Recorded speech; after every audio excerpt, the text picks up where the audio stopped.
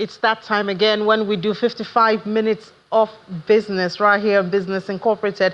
Here's what we have prepared for you today. Well, Nigerians are still getting used to that PMS price reduction. Let's get some conversations around there. Food for Christmas. Is there a way, or is it too late to accelerate supplies?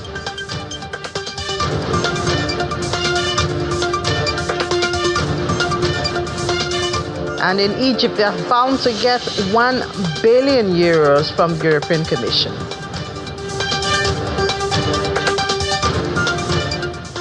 Welcome to the program. Well, compliments of the season. Maybe too early to say that. I'm Mini John Mekwa, but let's first of all do business. Right now, starting from the global space, oil prices inched high on Monday along with other risk assets after U.S. data showed cooling inflation, reviving hopes of further policy easing next year that will support global economic growth and oil demand. Keeping our eyes on the numbers, we see a bit of green right there. Not very impressive, but good enough. 0.4% for Brent, still hovering around $72, $73 for a barrel, and then WTI also up 0.5% at $69.77 a barrel. And we've seen that concerning these both oil benchmarks fell about 2% last week on concerns about global economic growth and oil demand after that U.S. Central Bank signaled cautious easing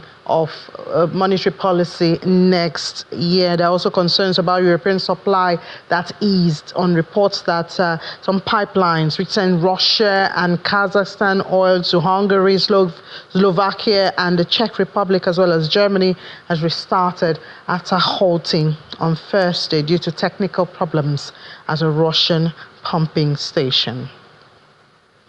To metals now, spot gold went up 0.2%, $2,626.44, and U.S. gold futures also was on the flip side 0.1%, 2,642. But you notice that we're still haven't gone very far away from that 2007 record high that was recently hit. So we're still having it about 2,600 and 2007. And of course, this is being pushed by the Federal Reserve's decision that next year they may not have a lot of easing on the monetary policy. Also on Friday, there was monthly inflation data from the United States showing that it slowed after a little improvement in a recent month. Look at the other metals now. Spot silver went up 0.7% to where do you have that? Yeah, $30.94 an ounce, and then platinum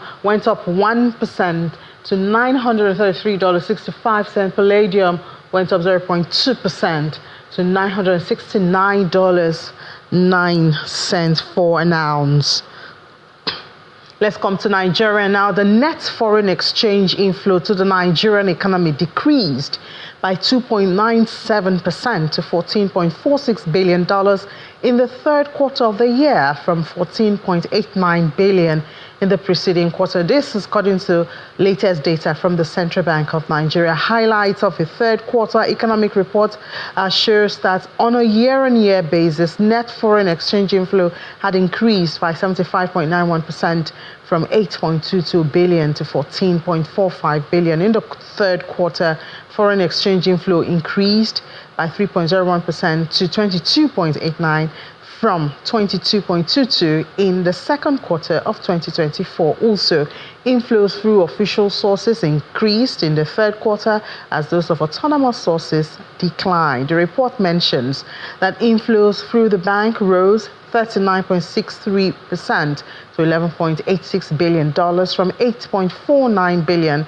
while autonomous sources fell by 19.66% to $11.03 billion from $13.72 billion. At the same time, foreign exchange outflow through the economy rose 15.18% to $8.43 billion relative to the level in the second quarter of 2024. Outflows through the bank also went up 27.91% to $7.31 billion, while those through autonomous sources decreased by 30.03% to 1.12 billion. I guess with all of the efforts and the EFM and all of that remittances we've seen, the fourth quarter might give us more comforting numbers when we have them. Now, earlier today, during our Business Morning program, Ladi Williams spoke with the managing director of Banjoko, Tunde Banjoko Farms. We know about the reduction in PMS price that started over the weekend, both from Dangote and Ex-Depo and the NNPCL.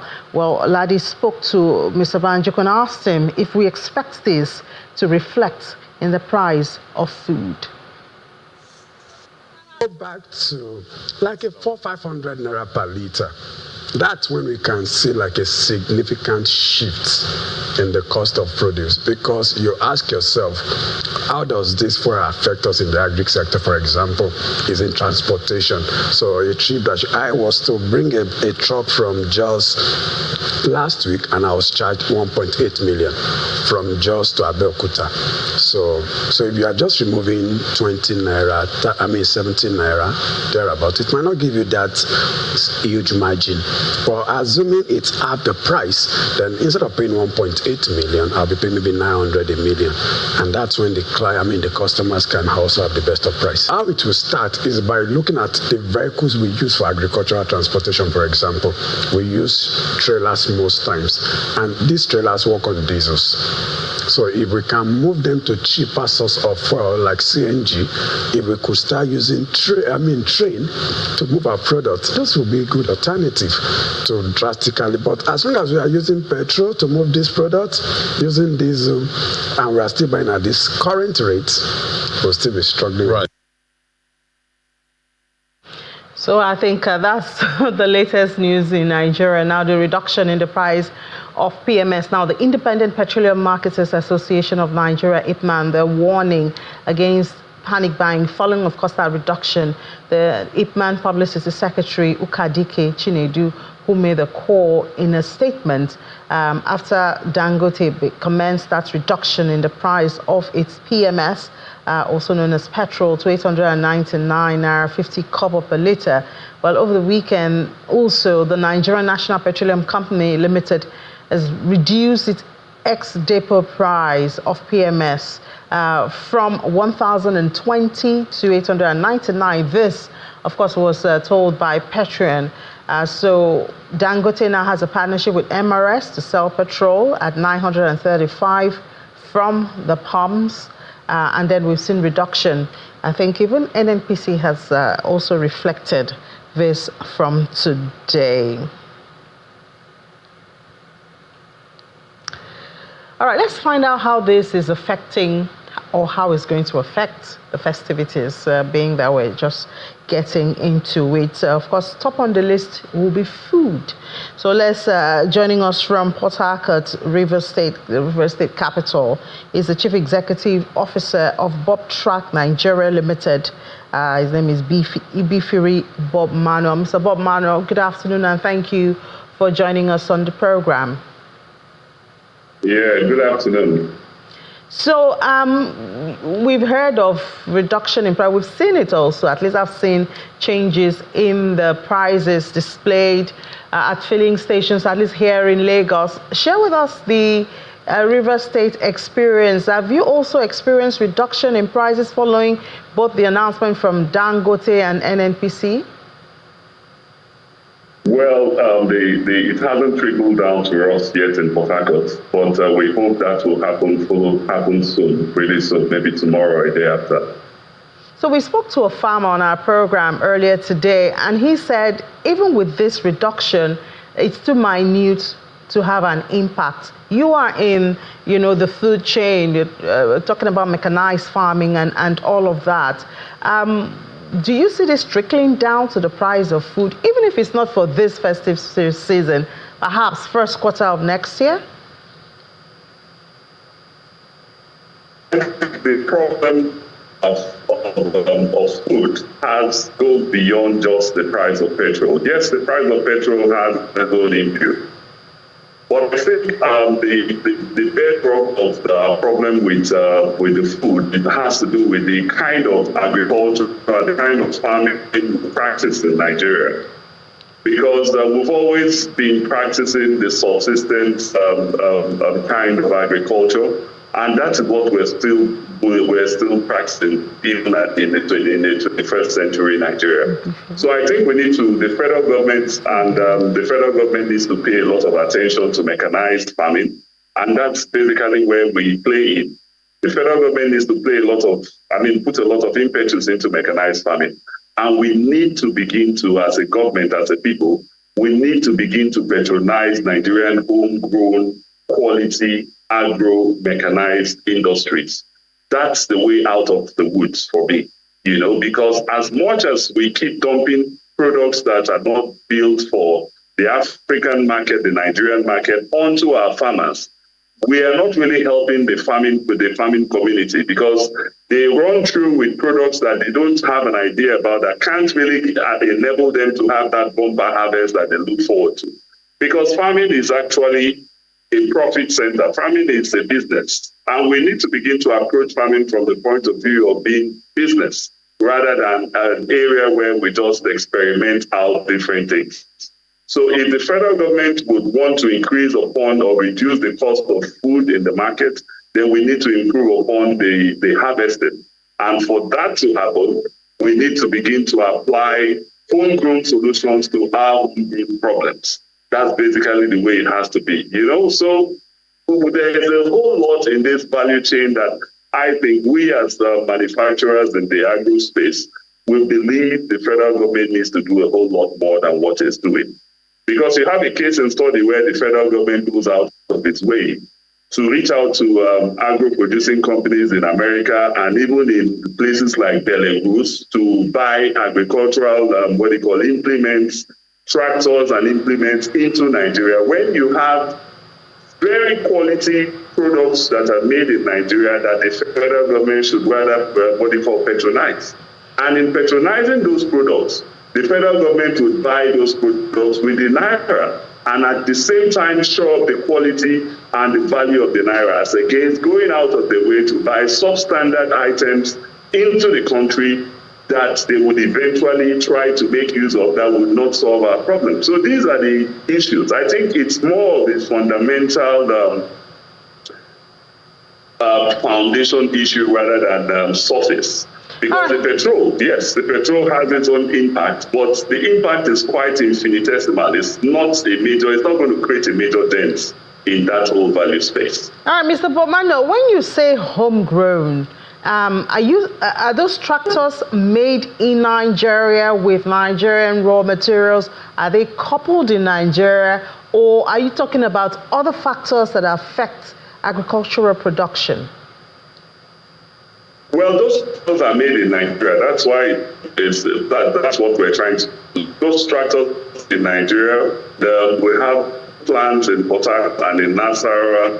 We have a capacity to make as much as to manufacture as 6,000 agricultural tractors and implements in the country.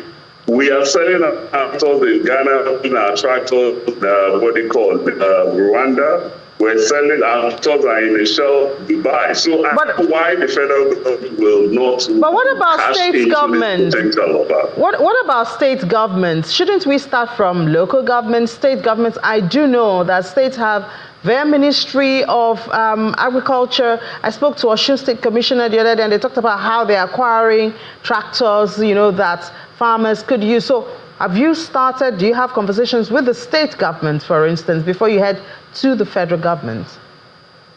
We have very robust partnership with some state governments, and I will single out the states like Nasarawa state government, and most importantly, Niger state government. I mean, Niger state government had set the marker for every state, and not just every state, for even the federal government to key into.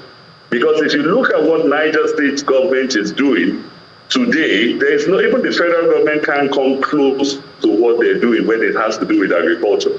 And most of the implements that is being used, the tractors, yes, were imported because they didn't get to know about us. But all of the implements that they work with on that farm, just other than tractors, are bought from Bob Track. So these are the initiatives that we think that the federal and the state government and even the local governments should key into for them to be able to get us out of the wood. Because look, we have the largest, going by statistics and records readily available, Africa and indeed Nigeria has the largest deposit of arable land in the world. And the only reason the hindrance stopping us from being able to maximize those potentials is the fact that we don't have mechanization. And that's what is slowing us down, and that's what we're here to provide. That's the vacuum we're here to fill. So it is a win-win if we begin to rejig and rethink these processes. You know, you always come across areas, issues where we keep dancing around the issue. Because petrol, yes, petrol is going to have a dent, but as I said, petrol would not have a dent beyond what it should because it only has to do with transportation. When you have a bumper in your harvest, you have more in the market. And when you have more in the market, my very economy tells me that when you have more supply, obviously that will drive down what you call the prices. Basically what it is. So I don't know why we keep talking about transportation. Because if you look at it, the 70s practiced this agriculture and Nigeria was seen as the giant of Africa, as at then. But it's the same kind of agriculture we're practicing today, and we expect that we will get that result. Whereas the population of Nigeria had 10 times or 20 times over what it was. So there's no gain saying that we need to go to the roots of our problems, which has to do with mechanization, and fix it. If we could fix mechanization, then I think we would be on the path of greatness. Because every manufacturing outfit needs the raw material to be able to fire its plants. And those raw materials are coming out of our farms. So if the farms are not bringing out enough, it will not even be enough to feed us, not to talk of even feeding the manufacturing plants we have all around Nigeria. So these are our issues. We keep importing those raw materials from countries when we could afford it, because we need most of those raw materials to feed ourselves. So that's where our problem is. And I think the federal government, state government, local government need to sit down and begin to face this problem frontally from the roots. Yeah, Mr. Bobmano, some will say our problem or the area that should be prioritized should be research, which is why we see that the Ministry of Agriculture now is proposing to spend 180 billion on federal universities, agriculture and research institutes in 2025. We've also seen for the proposed budget for agriculture has gone from 362 billion, which was the proposed budget or allocation for agriculture in 2024. In 2025, it's gone up to 826.5 billion. Would you say that this gives you hope of a better outcome by this time next year? Well, to start with, I would question the amount of money that is budgeted for agriculture last year and the year before last, because for us as major players in the agricultural sector, I mean, my company would be seen as one of would have invested the most in the Nigerian agro space. So if we don't see where those funds are, I think the government needs to look further into it. And we're talking about 780, million naira you're calling, or $1 billion worst case, what it is. The Brazilian agricultural, budget for this year is 700 and something billion. And we are talking 1 billion here, and we think we've invested that much. I think we need to do a whole lot in agriculture. Now, talking about research and development, how long would it take them to be able to get that whole process off the ground? I think the simple thing for the government to do is to partner with organizations that already have inputs on the ground, that already have the infrastructure to be able to run on those things, and see how they could work with those organizations like ours to get us out, get us to where we're supposed to be. The research and development we're doing, I think it will take the Nigerian, universities, the light years to get to that point. The amount of research we're carrying out, it will take a light years for the Nigerian government or their Ministry of Agriculture to get there. So the best thing for them to do, yes, it's a good effort they're trying to make, but they should try and look at the quick wins. The quick wins would be partner with organizations that are already on ground that would have invested that much into the research and development. Try and see how you could form that symbiotic kind of partnership with them to see that you achieve what you want to achieve. And by the way, what do you want to achieve? The technology that you're trying to achieve or you're trying to invest to achieve is already right in front of you with such companies like us. Our tractors are a global world record benchmarkers. I mean, for us to be able to sell tractors in the shell. Mr. Bob-Manuel, one can just say that you're just speaking from your perspective because that's your interest. You know, are you really speaking for the interests of the general public, of generally Nigerians? Perhaps, I mean, you're just saying this for your own good. No. It's far away from talking about it from my own good. I'm talking about it from what is on ground. You know, I've looked at the agro space. I know the kind of equipment we use in Nigeria. And I know the kind of equipment we have on shelf across the country.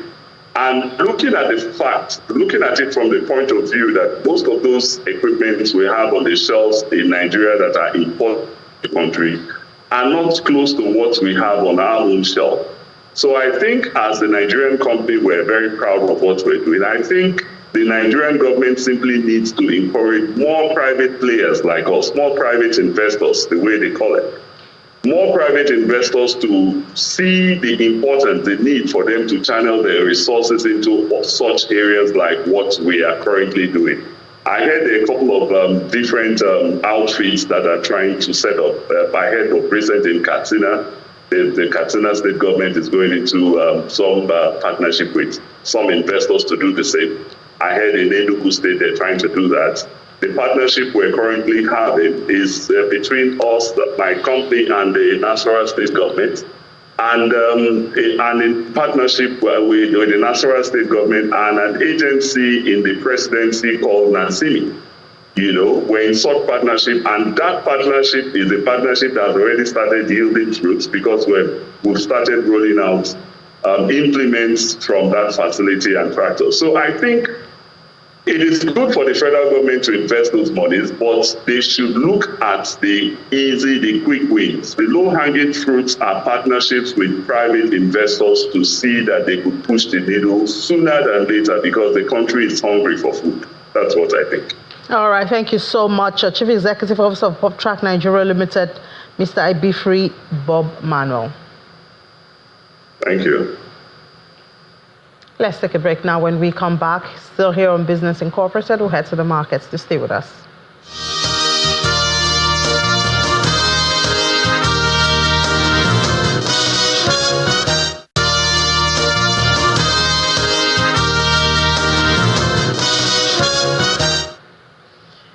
Welcome back to Still Business Incorporated on Channels Television. We'll head to the market now for intraday numbers with Aniti Edet. Aniti, good afternoon. Yeah, happy new week, happy holiday shortened week for most of our viewers. We should say, Aniti. Exactly, but we're not on holiday. Okay, yeah, so you signed for it. Before I start with, I'd want to ask you, how much did Nigeria make from the stock market last year? I guess I have to ask you that since you're on the market. So it was about 40 trillion naira, and that's up from 27.91 trillion naira recorded in 2022. And last year, 2022 or 2023? 2023, we had about 40 trillion naira recorded from the stock market as at the end of 2023. And that's a rise when you compare that to 27.91 trillion naira recorded in 2022. So are we looking forward? I know we've had some listings this year, at least two. Aradel has been in the news, and there was the other smaller company that was listed also. So we expect that the market cap is bigger in 2024 compared to 2023. So also we should expect the gains to be more, and we're still in the positive by now. Well, we're still in the positive, very much in the positive, at about 36.13%. And when you were talking about the market cap, all the way from 40 trillion, 50 trillion. We're now within the 61 trillion naira threshold.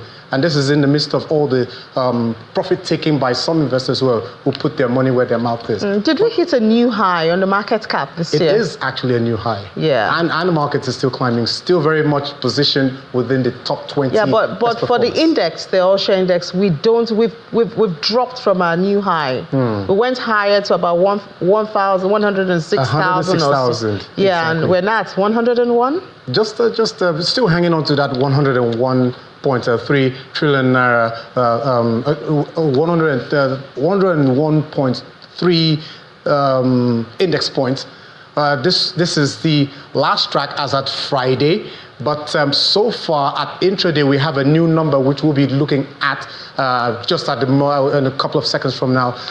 Okay, so now let's take a look at intraday market performance for Nigeria's stock market as well as other stock markets. Well, myself and Ini, we were talking about Nigeria's stock market, how the level has increased. Sometime in February this year, we'd seen it climb to about 106,000 points. And then, of course, went back and forth. At some point, it even fell to as low as about 92,000.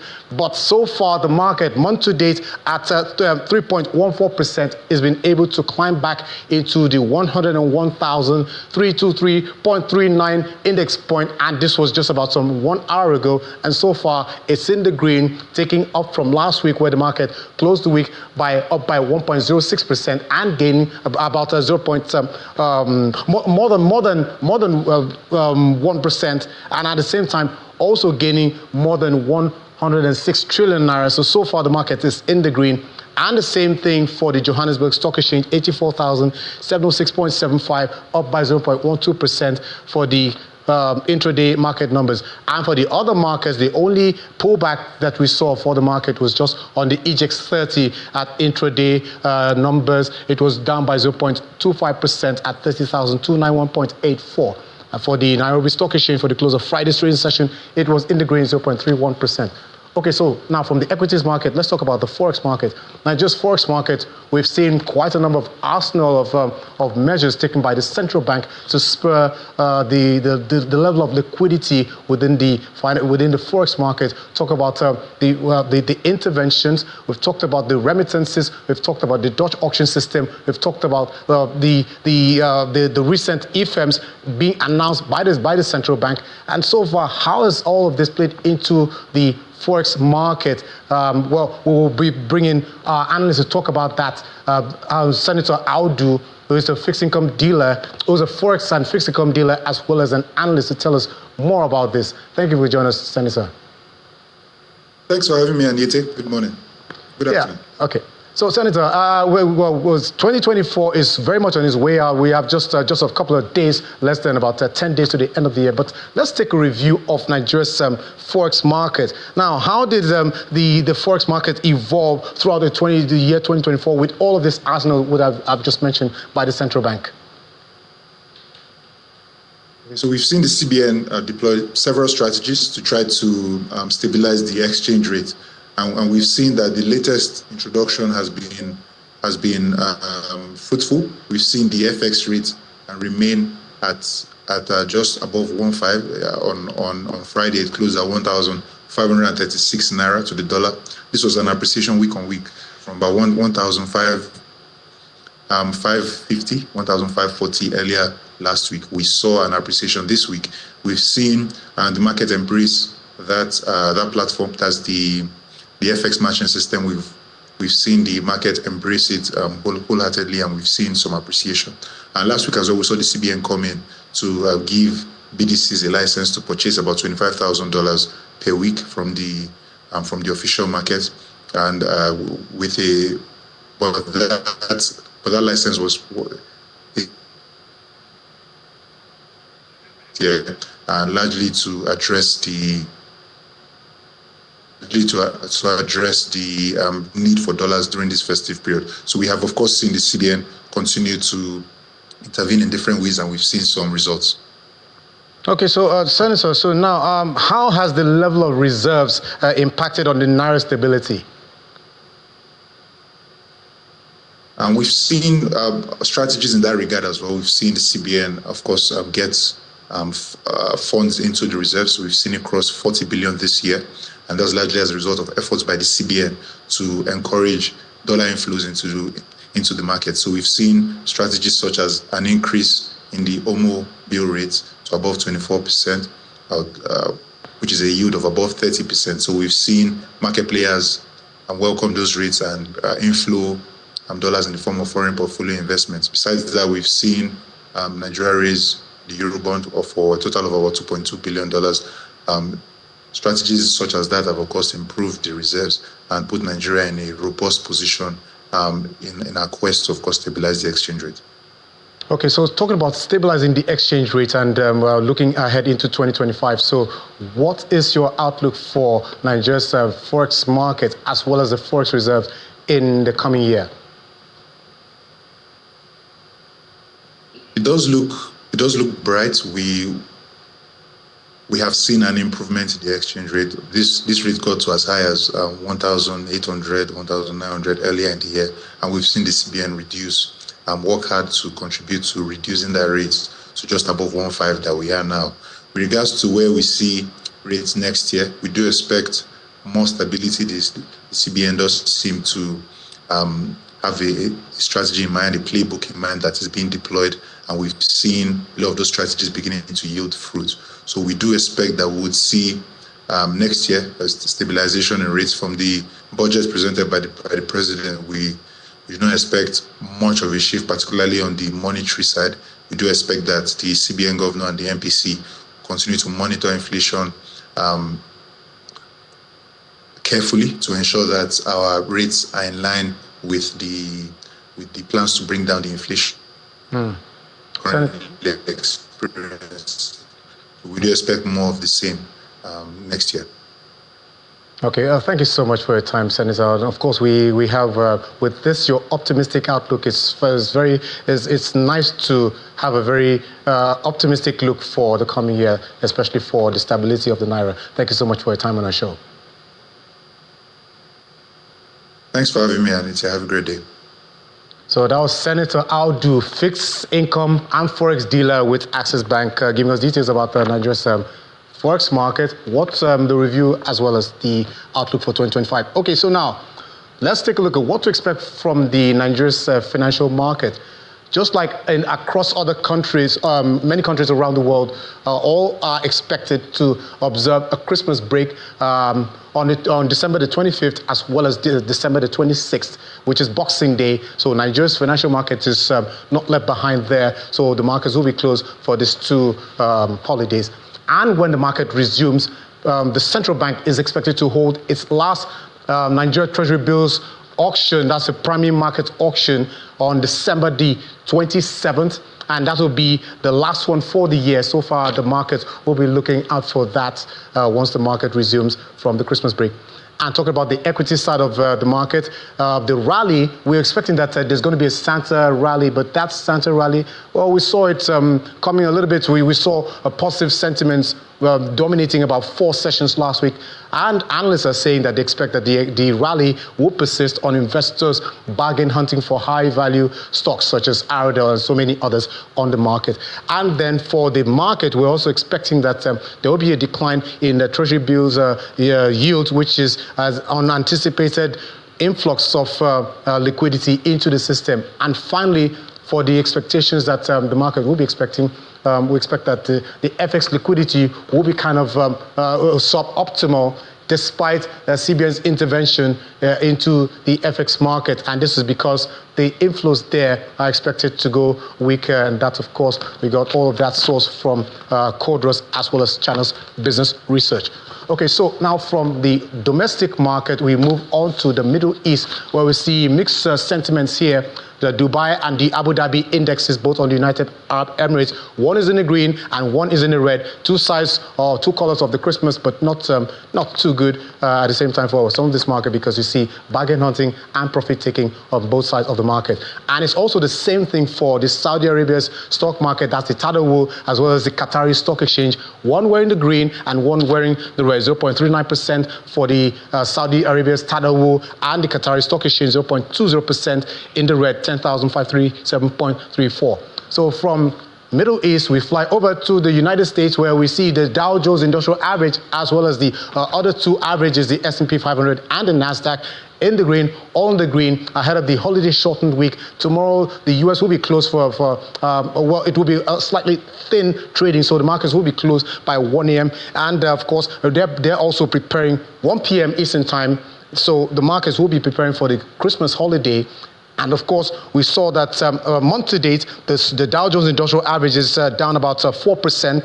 For the S&P 500, it's off 1.7%, while the NASDAQ is about 1.8% up this month. So far for these markets, it's kind of a mixed trading. On Friday, all the three majors, they were in the green. We saw the Dow Jones gaining about 1.18%. The S&P added 1.09%, while the NASDAQ was up 1.03% for the close of Friday's trade session. So that's it for the US markets. And finally, on the Asian markets, we see all the indexes except for, I think that was a little bit of fast finger from our master control room there.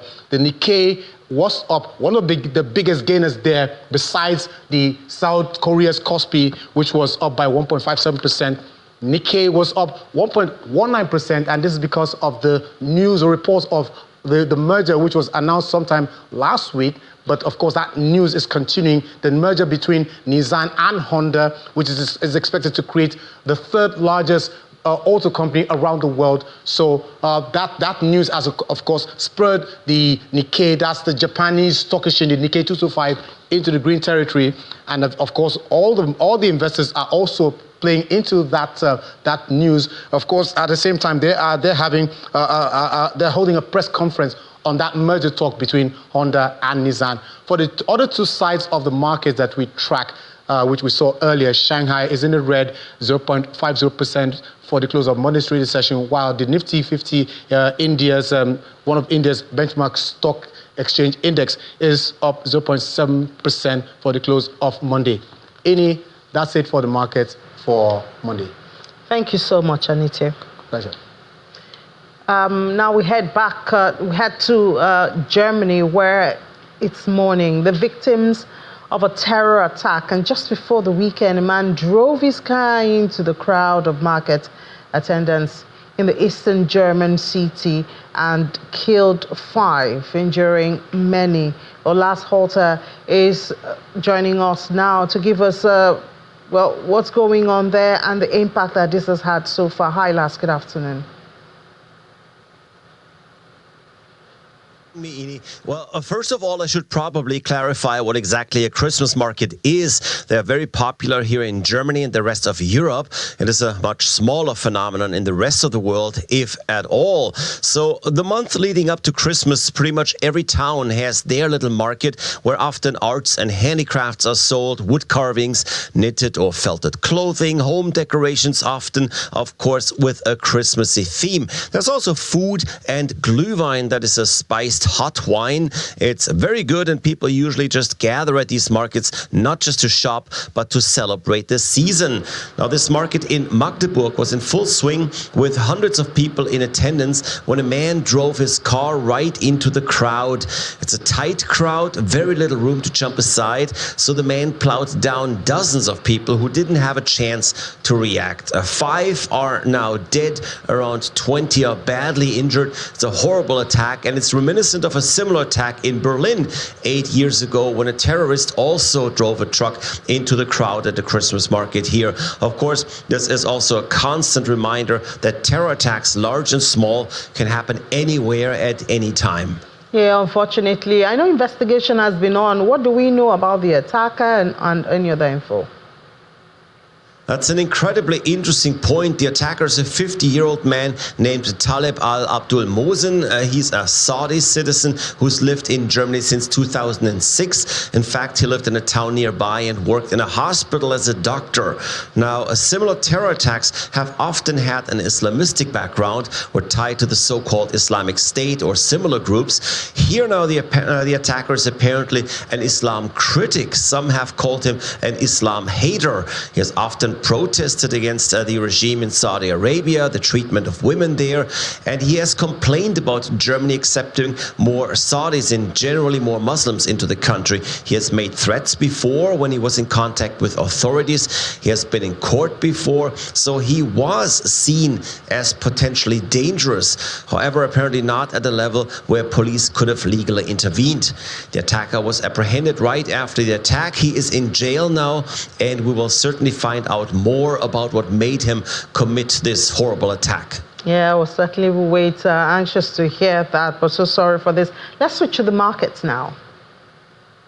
Well, it will be a short week for markets in Germany and the rest of Europe. Markets are open only today, and then they're closed for Christmas, only to reopen on Friday before we're heading into the next weekend. This will certainly make for much less volume and activity. Also, it will be hard for markets to find meaningful direction. I mean, we could well see ups and downs, but likely no big fundamental moves. That is, as there is very little news out there. Last thing we heard that really moved investors, the Fed's decision to be more cautious next year when lowering interest rates. That had ended the rally in US markets, and it will likely dampen the mood here as well.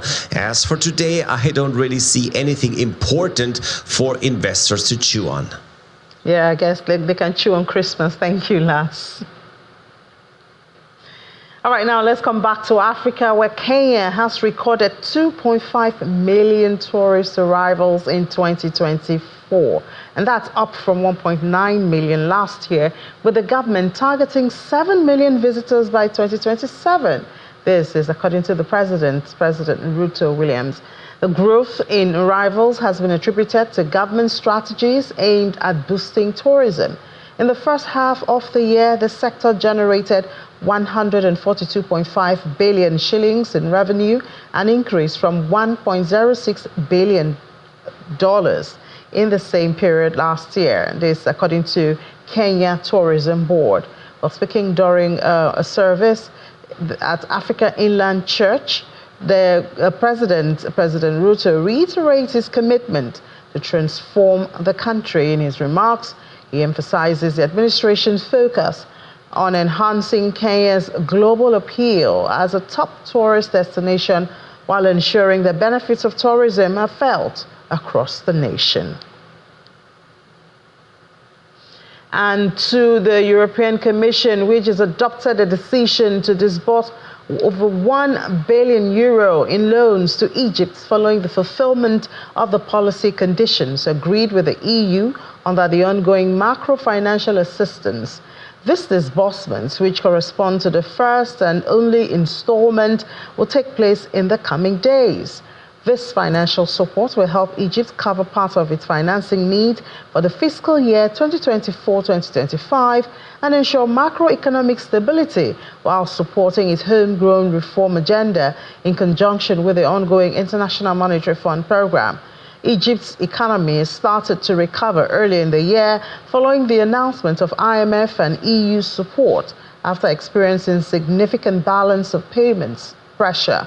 While the recovery is continuing, the economy remains affected by the economic effects of Russia's war of aggression against Ukraine and the situation in the Middle East.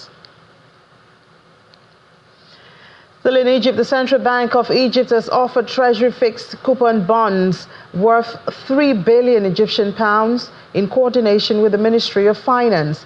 The 3-year bond is valued at £3 billion, will mature in December 2027.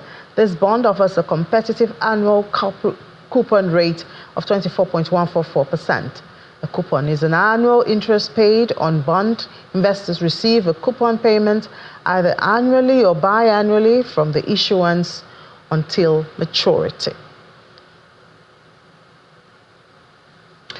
It's time to head to the crypto space now to see what's going on there. And, well, it's been bloody. Yeah. But I wonder if Ladi has brought a bit of good news. Exactly. So it's looking like the other color for the Christmas theme is either red or green, but it's red. Yeah, but we have the Christmas colors complete yes. there, so green and red. There are a few pockets of green, but just BNB, they're trying to hold up $672, up 0.21%. But ever since we got that hawkish tone from the U.S. Fed, we've seen Bitcoin not been able to get back to that 100,000. Yeah, but I mean, we know something that will propel it back to that 100,000. Yeah, fingers crossed. That's almost sure. Fingers crossed. Fingers crossed. At this point. All right, so we're seeing a lot of profit taking in the market so far. It was a bloody weekend from last week. We've seen Bitcoin there struggling, but it's still trading between a range there about 95,000, about $96,000 range. Then we see other altcoins, top cryptocurrencies also struggling at this time. Let's look at the sentiments in the market now. How are investors feeling? Looking at the fear greed index, it's still greedy. Some show neutral sentiment at this point, but according to the fear greed index, it's still 70 points. Still a greedy market, but it's like it's tending towards neutral at this point. Let's look at some top headlines now in the market. We see from Robert Kiyosaki, he's saying the global crash has started. At this time, he made a tweet, a post on X, saying that Europe, China, and USA are going down. Most of those stocks, and he's asking if there's some depression, coming ahead, and he's advising smart money to hang on to your job and your money. The biggest problem now are most of the leaders. That's according to Robert Kiyosaki. They were seeing Justin Sun selling off about 50% of his Ethereum holdings at this point. I guess maybe some good old profit taking there from the owner of Tron. That's a founder of Tron. He's been selling about $143 million worth of Ethereum so far. We've also heard, from some other institutional investors that they're not looking at accumulating more Bitcoin going into 2025, but who knows, that could change, at some point. Let's try and bring in Olumide Additional now, financial market analyst. Hello, Olumide. Hello, Ladi. Good afternoon. Thanks for having me. Good afternoon, Olumide. So, I don't know, I'm sure you've heard what Robert Kiyosaki has said this time. He's quite vocal, most of the time in a bear or bull market. And he's out now, and he's saying that a meltdown might be close. That's for global stocks. What are you seeing?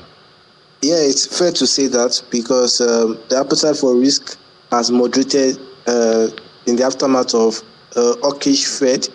And you need to understand the dynamics the US dollar and the US market plays in global finance. So we've seen that the bulls have been unable to claim the 100,000 mark, and that really has weighed on the altcoins, particularly XRP, Solana, PMB, and the rest. So we're going to the end of this week, trading will be with caution because we expect decline in market activity because of the holidays, and also the fact that there are no major indices that will trigger the run we saw last month. However, President Trump still remains the golden star among the Bitcoin bulls, and that really has given strong projects that it's unlikely for us to see a